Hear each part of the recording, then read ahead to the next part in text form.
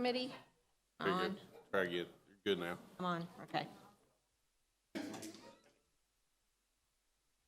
Having already given the invocation and said the pledge, we have a full quorum today with 3 members present. Have you had the opportunity to review the minutes from the March 26th meeting? Have approved.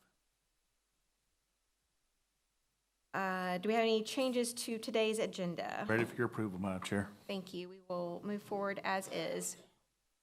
Do not have any presentation or consent agenda items today, so we will move straight into the debate agenda, and we are starting with Mr. Schlachter.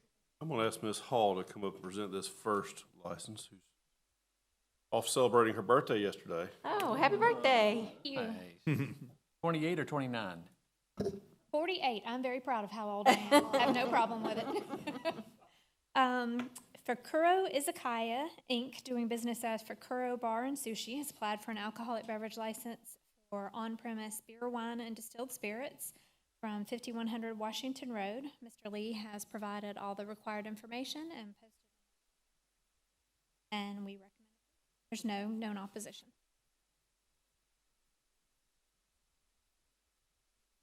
Second. So moved.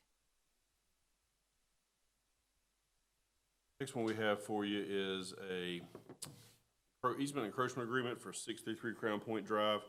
There was a deck that had been inside a sewer easement since 1987. However, there was some complaints about the deck. They were required to do some work to the deck, and that's when we realized they were in our sewer easement. The easement encroachment agreement to allow the deck to remain in the staff's recommended approval. Second. So moved. Next few items, I'm going to ask Mr. Prather to come up. I'll answer his title from him today. Good morning. Good morning. Well, that depends on what you say. The first item I have for your consideration is a independent contract agreement with WSP Engineering. This is for the Racket Center, geotechnical engineering services, along with some other testing services. This is an estimate based on how much we need them on site. Staff recommends approval of the contract with WSP Racket Center.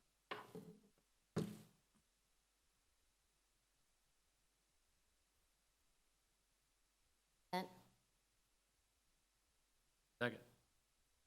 So moved. Next. Second item for your consideration is the independent contract agreement with WSP Engineering. This is for the Justice Center project. This is for special inspections and testing throughout the length of that project. This is an estimate again, services and issues we run into on site. Staff recommends approval of the independent contract agreement with WSP. Overall timeline on, I'm gonna let you know those. sorry? I'm gonna let you know those in the contract. I'm gonna give you Okay, the cool. exact days. Yes, sir. Move to consent. So moved. Next. The third item is for the bids of the Racket Center. We opened bids on March 21st. Low bidder was Shear Munimer Construction LLC with a low bid of $1.474 million.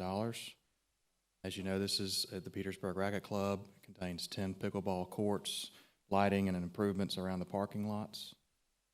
We're scheduled to have this done by 180 days, so that's before the end of the year. We got some good weather for getting out of the ground in the summer, so we're planning on this being done by the end of the year. Staff recommends the approval of the contract with Shear Munimer in the amount of $1.474 million.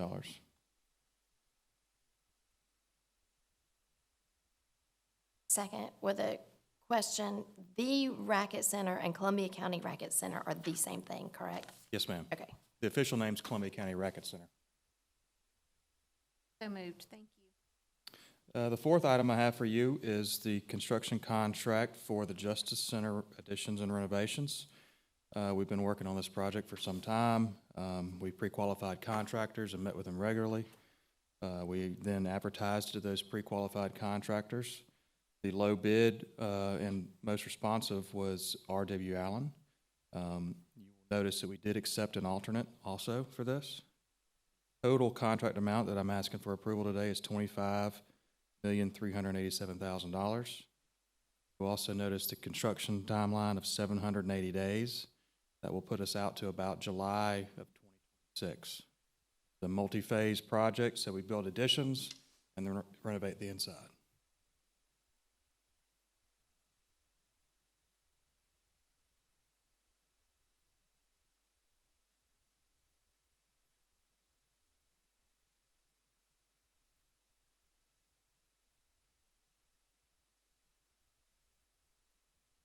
Move to consent. Kane.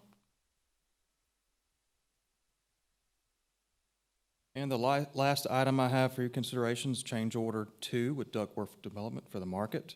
This is a deductive change order for final accounting purposes. Staff recommends approval of change order 2 in the amount of $68,979.66. There's also an additional 30 days added to the contract due to unforeseen rock conditions. Second. Good work coming in on budget. Thank y'all.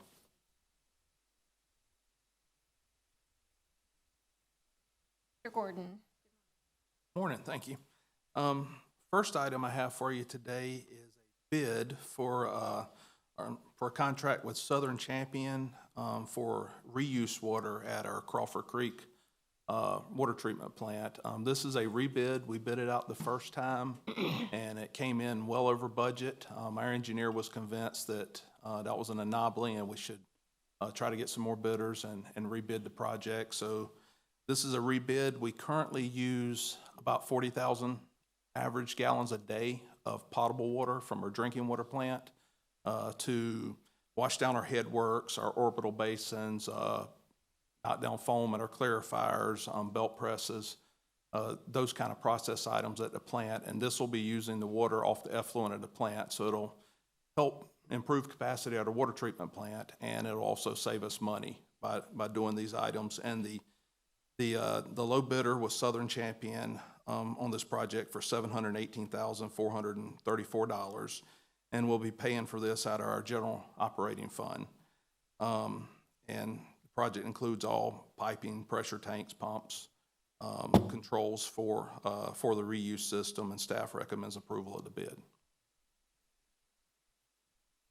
And it's paid for out of your general operating fund or the capital budget? It is, we budgeted for this project in our wastewater treatment plant general operating budget. Second. Next. Next item is another bid. It is for filter media replacement. Our filters are what we call dual media filters, so they have on top of our filter bottoms, we have sand and anthracite. And over time, you have to backwash those filters to clean them, to keep loss of head through the filters, get debris out of them. And over time, you'll lose some of your filter media, and the filter media gets old. So usually about every 10 years, we have to replace filter media. This will be 9 years, I think, and we're getting low on anthracite. We did budget $1 million for this project, but after an investigation, after we set our budget, we found out we didn't need to remove the sand. We just needed to remove and replace the anthracite. So we went out to bids, and we had our low bidder was actually out of California and did not have a utility license in the state of Georgia. So we removed that bid. The next bidder was $20,000 higher at $257,966.90. And that was a W.L. Griffin Company. They do have a utility license in the state of Georgia, and we recommend approval of this bid. Move to consent. Second. Next. The next item is a change order with an engineer for the Sugar Creek Booster Pumping Station. This was a project that was designed back in 2020, and it got set on the shelf for a little while to wait for a water line to be installed, and now we're dusting it off and going back to bid with this project. But when we did, after it's sitting for 3 years, we had changes like the county changed their soil and erosion control standards, so we had to go back and redo those plans. We had to redo our DOT permitting.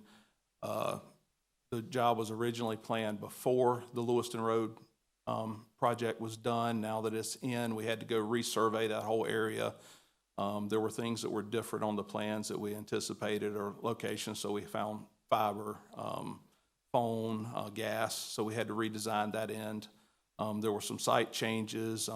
Grovetown had lost 2 of their wells, so we decided to control this a little bit different since we're selling them more water. So we changed some of the SCADA. So there's about $42,302 in engineering changes and a change order. And staff recommends approval of this scope modification. Second. So moved. Good morning, Mr. Titus. Good morning. The first item we have for your consideration is change order 1 with E.R. Snell for the Horizon South Parkway widening project. During construction, it was discovered that some additional erosion control items, geogrid is needed, and also there were several retaining walls constructed. However, 2 were identified as needing handrails due to the proximity of pedestrian traffic. We requested a change order from E.R. Snell and came to $261,544.86 is what they're proposing. Staff recommends approval. Consent. Second. So moved. Next. The next item is a construction contract with Garrig Civil Works. This is for LMIG 2024. We came to committee in November of last year and presented a road list with an application that was approved by the board at the first meeting in December for $2.291 million. We submitted the application. We were approved, 1.813, I believe, million. We put together the list of roads, we advertised, and we received bids, and they came in at 1.7 million. So what we're asking today is that you allow us to negotiate with the contractor up to the 2.2, so we meet the grant requirements, so they're able to actually get the grant. And if we're able to come to an agreement, we will submit a revised application to GDOT. So Gonna add roads? we are adding, so the original roads were for Heritage Hill subdivision, Dowling Drive and Stonington Drive. We're adding the remaining roads in that subdivision, which are Heidelberg Way, McMillan Circle, Greenwood Drive, Whitworth Drive, and Holiday Drive. Get to that 2.2 million. Additionally, the Rolling Meadows subdivision's already included in the LB. Second. So moved. The next item is for the final resolution regarding the abandonment of prescriptive rights to Harris Hammond Road and Grant Road. Harris Hammond is a 1.23 mile long road running east to west from Louisville Road to Old Louisville Road, and Grant Road is a 0.19 mile long road running from Harris Hammond Road north to Louisville Road. Harris Hammond Road is located about a mile south of the intersection of Louisville at Old Louisville. We've been maintaining, we've had prescriptive rights over these 2 roads for about 40 years, 40 plus years. In 2021, livestock started escaping their enclosures and getting out onto Old Louisville Road. So Roads and Bridges was having to go out there and try to help homeowners get their livestock back in. The homeowners responded by installing cattle gates on those roads, basically prohibiting public access. So they haven't been accessible by the public since 2021.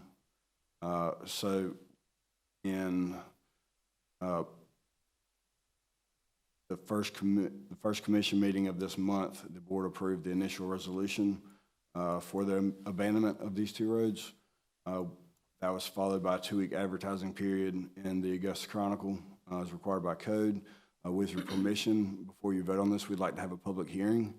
And staff would document any comments. A public hearing now or?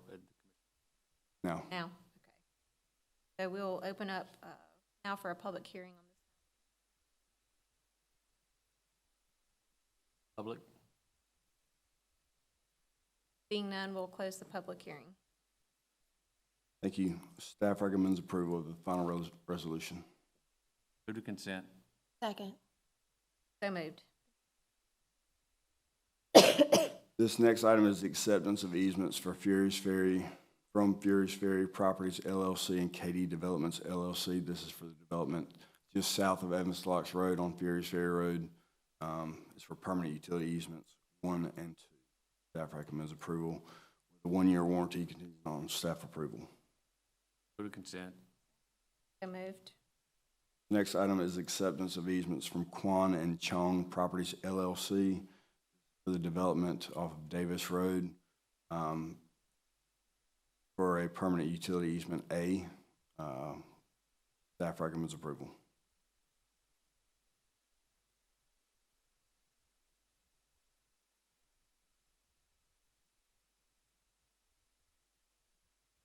Second. So moved. The next item is an acceptance of easements from Royal Oaks Vertical LLC and Royal Oaks Community Association off of Linsmore Avenue. This is for permanent easements 17 and 18. Linsmore Avenue is just north of Canterbury Farms Parkway. This is for permanent utility easements and have a 1-year warranty contingent on staff approval. Recommends acceptance.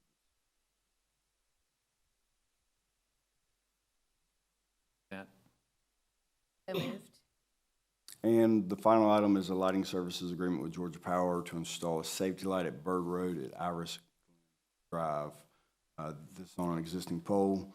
We received a request from a resident to evaluate the intersection for safety lighting. It's a unique geometry, so it meets the warranty criteria. We reached out to Georgia Power and requested a proposal. Again, it's a existing pole, so it would come with a prepayment cost of $893 to install the light, and an annual utility cost of $264.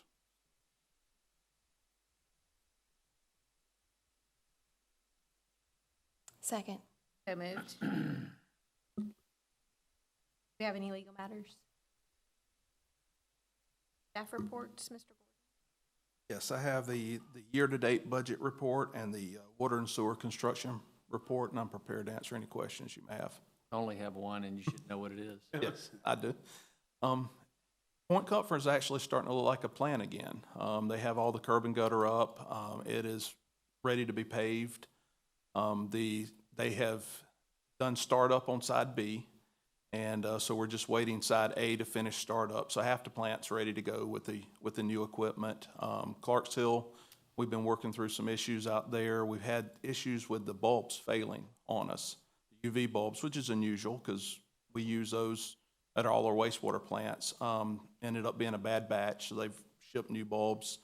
Seems to be working fine to this point. So really the major thing we have left to do is start up on side A at Blanchard, and we should be ready to go.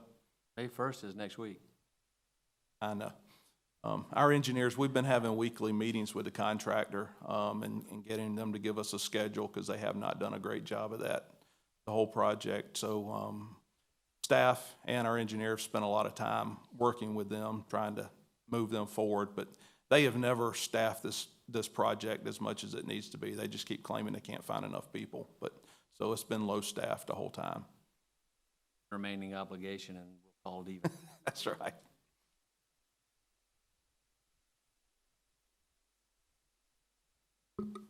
Titus? Yes, we have our roadway projects report and resurfacing report. We're extremely busy and happy to answer any questions you have.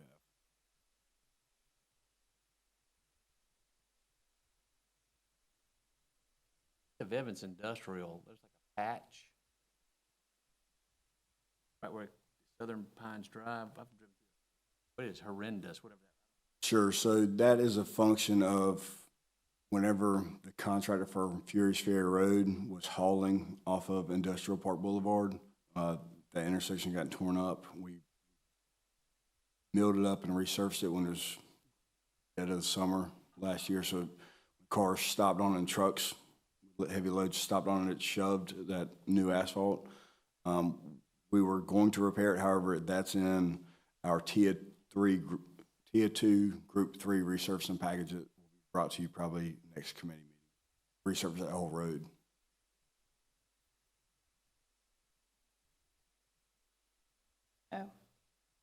Any commissioner or public comment?